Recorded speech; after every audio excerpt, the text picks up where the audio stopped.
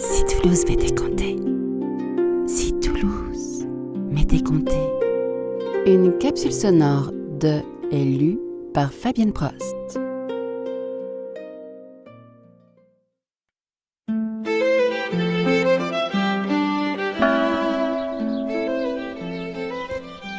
Les gargouilles mystérieuses de la cathédrale Saint-Étienne.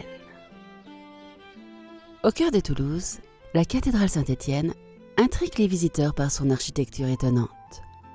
Construite entre le XIIIe et le XVIIe siècle, mélange de style roman et gothique, elle semble avoir été construite en plusieurs morceaux, comme un puzzle géant traversant les siècles. Mais en levant les yeux vers ses hauteurs, on découvre des créatures encore plus mystérieuses, les gargouilles. Les gargouilles, ces créatures de pierre, avec leurs visages grimaçants, leurs ailes déployées ou leurs formes animales fantastiques, paraissent tout droit sorties d'un conte médiéval. Pourtant, elles avaient d'abord une fonction très pratique. Le mot « gargouille » vient du vieux français « gargoule », qui évoque la gorge et le gargouillement de l'eau. Ces sculptures servaient en réalité de gouttières. Elles évacuaient l'eau de pluie loin des murs, afin de protéger la pierre de l'érosion. Grâce à leur bouche ouverte, l'eau était projetée plusieurs mètres plus loin. Mais au Moyen-Âge, rien n'est seulement utilitaire. Les gargouilles avaient aussi une fonction symbolique. Avec leurs visages monstrueux, leurs ailes, leurs griffes ou leurs corps hybrides, elles représentaient le chaos, les peurs humaines et les forces du mal, tenues à distance de l'Église. À l'intérieur, le sacré, la lumière, la foi. À l'extérieur, les créatures inquiétantes du monde terrestre. Dans une époque profondément marquée par la religion, ces monstres représentaient les forces du mal, les péchés ou les dangers du monde extérieur. Placées à l'extérieur de l'Église, elles rappelaient aux fidèles que le lieu sacré protégeait du chaos et des ténèbres.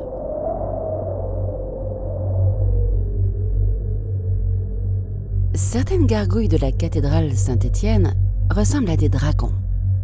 D'autres mêlent traits humains et animaux, griffes, crocs, langues démesurées ou regards inquiétants. Chaque sculpture est unique. Toutes les gargouilles n'étaient pas forcément terrifiantes. Certaines caricaturaient des comportements humains, gourmandise, orgueil ou avarice.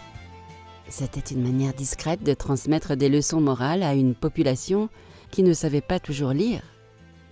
Elles disent aussi quelque chose des artisans médiévaux. Les tailleurs de pierre avaient parfois une grande liberté créative. Entre deux commandes religieuses très strictes, ils glissaient dans les hauteurs de la cathédrale un peu d'humour, d'étrangeté ou de provocation. Les gargouilles deviennent alors une sorte de bande dessinée de pierre suspendue au-dessus de la ville. Et puis, il y a l'ambiance. Imaginez Toulouse au Moyen-Âge. Les rues sont étroites, mal éclairées, les cloches résonnent, la pluie frappe les toits. Au sommet de la cathédrale, ces silhouettes monstrueuses semblent observer les habitants depuis des siècles. Le jour, elles décorent l'édifice. La nuit, elles nourrissent les légendes. Au fil des siècles, beaucoup de gargouilles ont été abîmées par le temps, la pluie ou la pollution. Certaines visibles aujourd'hui sont des restaurations réalisées pour préserver l'apparence originelle de la cathédrale. Mais elles continuent de fasciner. Quand la lumière du soir éclaire les briques et les pierres de Toulouse, les gargouilles de Saint-Étienne semblent presque reprendre vie, observant silencieusement la ville depuis les hauteurs. Alors, la prochaine fois que vous passerez devant la cathédrale Saint-Étienne, pensez à lever les yeux. Les plus anciennes gardiennes de Toulouse s'y cachent peut-être encore.